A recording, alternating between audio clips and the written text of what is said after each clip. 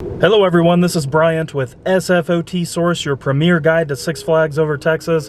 We're back out at the park, but we're actually going to change gears today. As you know, most of the time when we come out here, we do park updates, we review the events, we show you the changes that are happening. Today we're actually going to dive deep into the park history, and I am going to explore with you all the 3 oldest operating attractions here at the park. Now, there are a few standing but not operating attractions, or SBNO, that do remain out here that would technically be part of the top 3 here or there, and we'll kind of go over those because they are standing, but this is mainly going to focus on the top 3 operating oldest rides in the park. So let's jump back in history, let's head into the park, and hopefully we don't get blown away because it's pretty windy outside. All right, let's go. All right, y'all, we're actually going to start with our standing but not operating attractions. So we're here in the Texas section, and you swing around and you have Casa Magnetica, which was the Crooked House. Now, this technically opened in 1962, and the last time it was open was 2011 during the park's 50th anniversary. Now, through a ACE event a couple years ago, we actually did get to walk through this, so I'll throw that footage in right now. Now, I know it's a little bit dark, but we are in the Casa Magnetica, and it's super cool. So this is a special thing for ACE, where they got all of this all cleaned up for us to show us Casa Magnetica again. It's really awesome. Sideways up on the. I can let him demonstrate his field. Don wanted a better source, decided he wanted to invent a most unusual house once inside. I'm sure you'll agree. Down seems up seems down, and even Mother Nature gets confused in this place. You're now standing at Don Juan's studio. Upon completion of his house, Don Juan found himself with an unusual amount of spare time. So he took up the fine art of painting, and there used to be a painting in there. As you and I can plainly see, he wasn't very good. And in fact, the fruit he used in his paintings would often become rotten or even petrified. So, Don Juan needed to invent. You're now meeting in Don Juan's main living studio.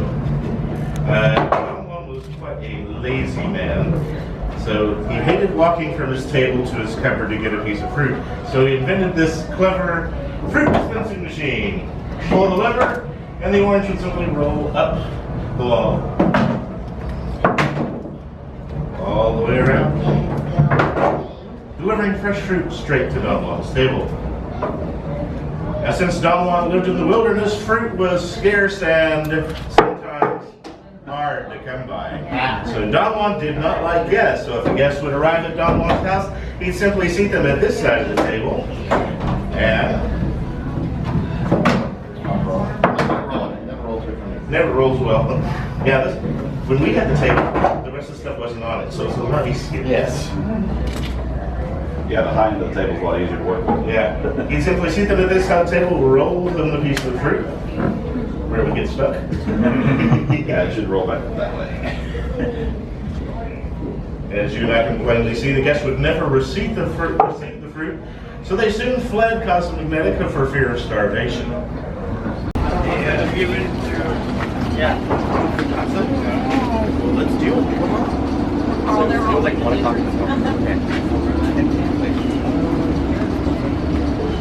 Here's the echo whale. Whale.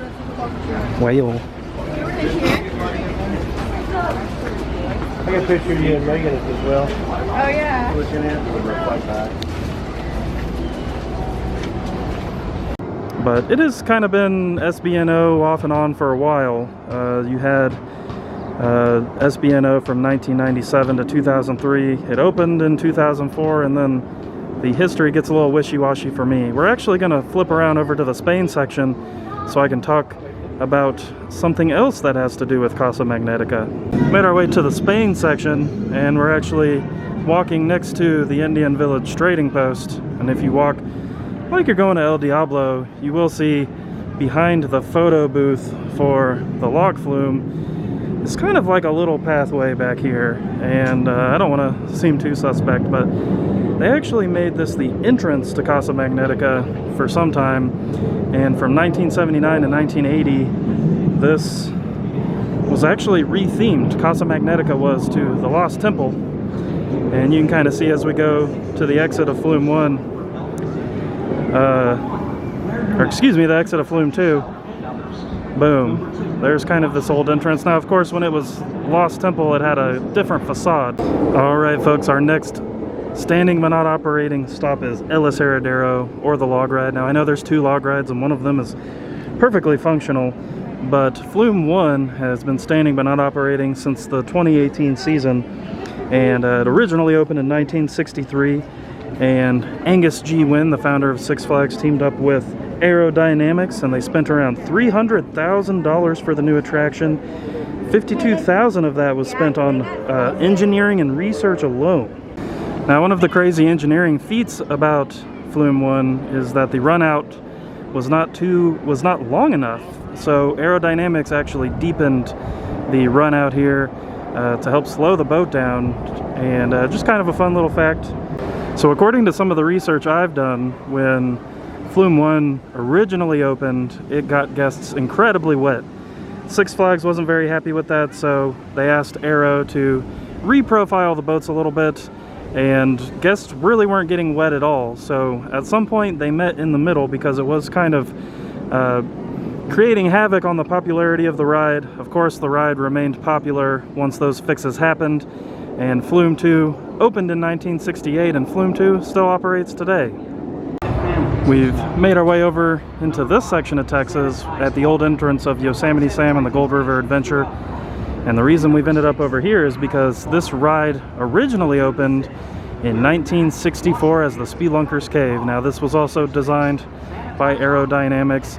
And the reason I consider this still one of the original attractions, even though it's standing but not operating, is because the trough mechanism and everything that's involved in the actual propelling of the ride is still from that 1964 installation. So the Spelunkers were around from 1964 to 1991, and then in 1992 Yosemite Sam and the Gold River Adventure took over, and it's been standing but not operating since September 2018, when there was a huge flood over here. So hopefully this comes back, because I do consider this one of the older, more original attractions that's still standing.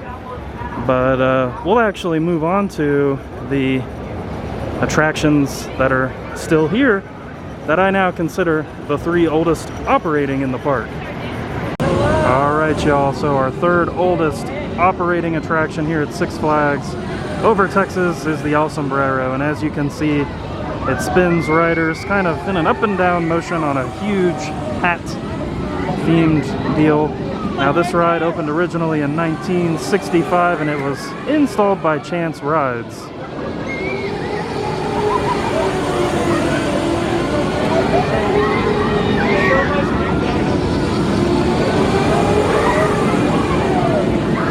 And this ride has had actually a pretty interesting history here at the park. This is actually the 3rd location it has existed at. When it was first built, it was actually located across the pathway here in the Mexico section. So here next to Casa de Six Flags in the Mexico section, you have this kind of tan, orangish colored wall. And this was actually the very first location of El Sombrero in 1965. Now, before El Sombrero was here in the Mexico section, there was a roller coaster called La Cucaracha. So La Cucaracha stood in this location, and when they decided to retire the ride and pull it out of the park, they added El Sombrero in its place. Now, it stood here for some time, but it did eventually move to a second place, kind of down the pathway, and we'll head over there next. And as you can see, we're near the archway entrance to Spain, and right here to the left-hand side is the entrance to La Fiesta de las Tazas. Now, in 1979, El Sombrero would actually be moved to this location where the teacups currently stand. However, prior to El Sombrero being in this location, this was actually home to the entrance of the Fiesta train. So this queue line and entrance actually does hold a lot of historical significance here as well. We flipped over to the other side of this ride pad. So in 1979, after the Fiesta train was removed, they brought in El Sombrero and put it on this pad, and it called this area home until 2006.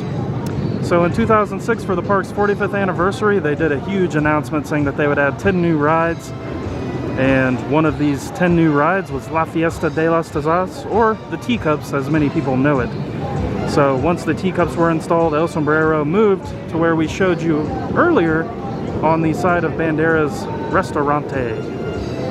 And honestly, it makes a lot of sense for them to move it back over to the Mexico section because clearly it's not Spain themed. So that was a good move, and now guests can enjoy it almost right when they enter into the park.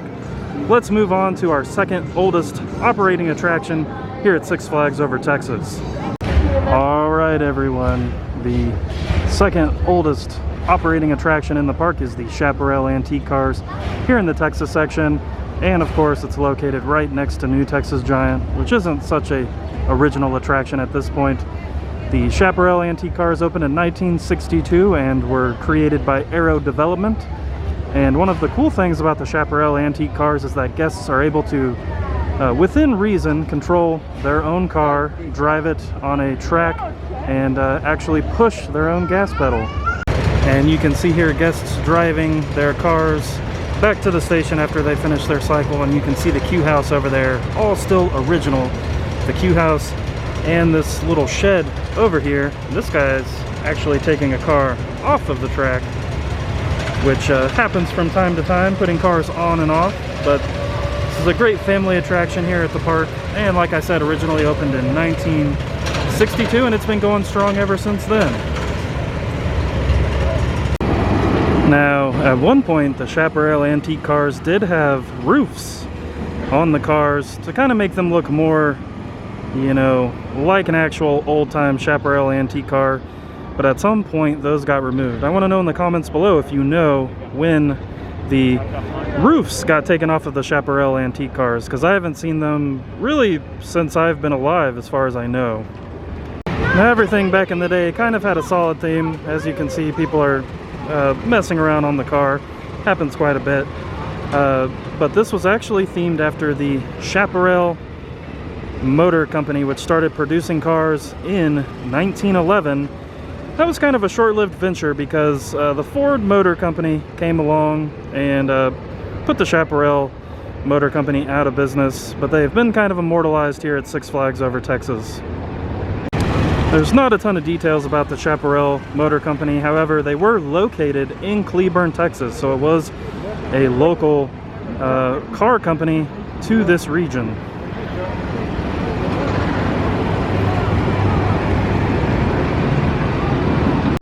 And we've actually are making our way towards the tower section, and one of the reasons we're doing that is because the Chaparral Antique Cars actually wind all the way down this way.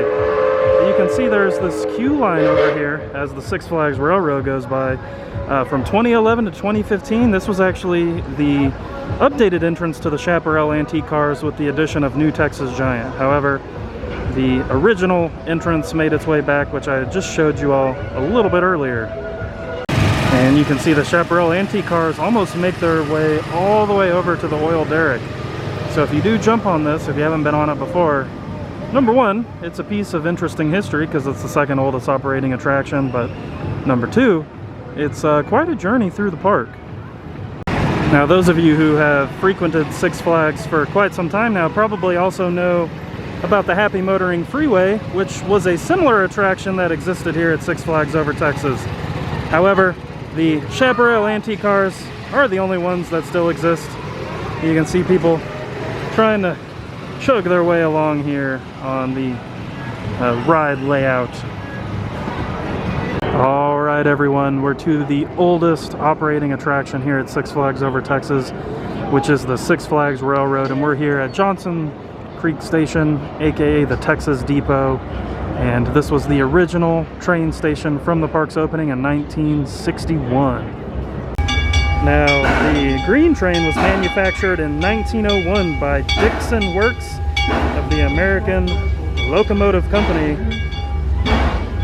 And the green train is actually the original train. So the red train, which should be running as well, was added in 1962. The green train you just saw pull in was added in 1961. So just kind of a cool little history tidbit there. Now, both of the trains operated on the Enterprise plantation and were used for hauling sugar cane up until 1945. So there's a lot of history built into these trains as well. It's very interesting. And it's really cool that we actually have a legitimate, you know, train here at the park.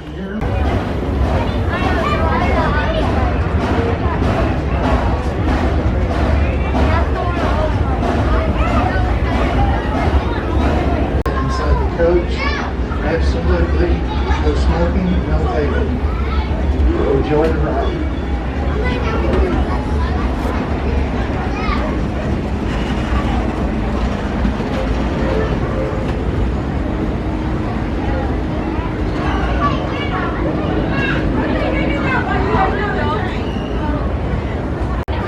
Now the red train, which I think has been put away for the evening, was manufactured in 1897 by the Porter Company. So both of these trains are over 100 years old, and we're actually going to go head over to Boomtown Depot now in Boomtown so we can kind of give you some history on that as well. We made our way over into the Boomtown section to Boomtown Depot, which is the second train station here at Six Flags Over Texas. The Boomtown Depot was added in 1963 when the Boomtown Park area was added. So the train only had one stop in 61 and 62, and then in 63 Boomtown Depot was added. Now, of course, this isn't the original Boomtown Depot. This is the 1998 added version of Boomtown Depot. So at the end of the 1972 season, the Boomtown train station was removed when they added the Good Times Square Park area, which also no longer exists. So in 1973, you had the Good Times Square station, and it was in roughly the same location as the Boomtown Depot, but on the other side, basically where Mr. Freeze's building is now. So of course, when Mr. Freeze made its debut, the train station was moved back to the other side and also renamed Boomtown Depot.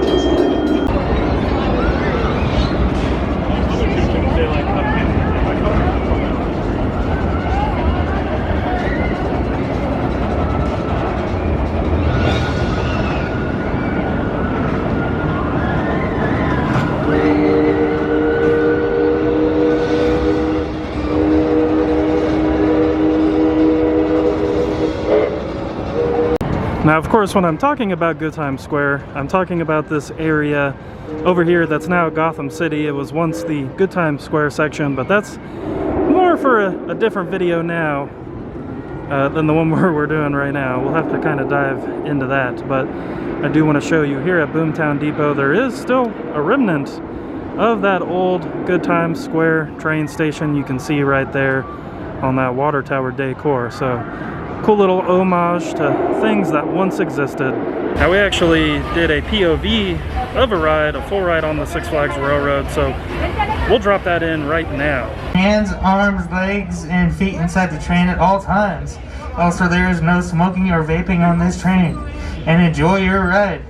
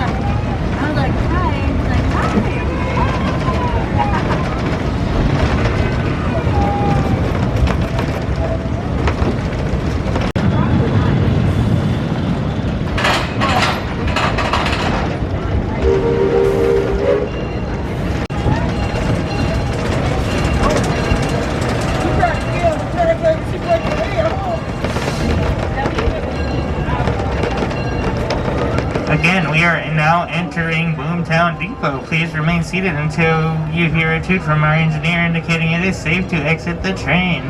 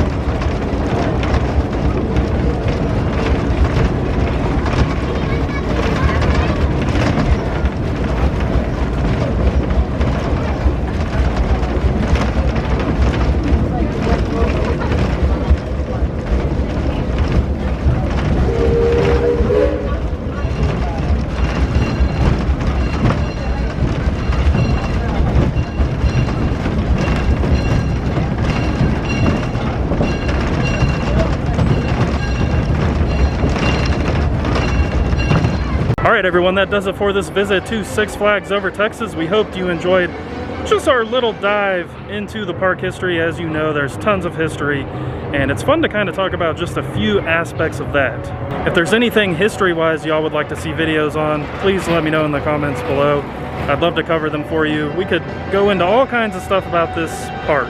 Of course, we have our other videos. We have LaSalle's River Adventure, we have the Log Flume video, and we have our Decade in Review series that I'm gonna start kind of working on a little bit more so we can get more of those out. So if those are things you want to see, let me know, but also keep in mind, I do want to get those pumped out soon. Plan on coming back out here soon so we can cover the Fire and Ice Festival one more time. It's a really fun event.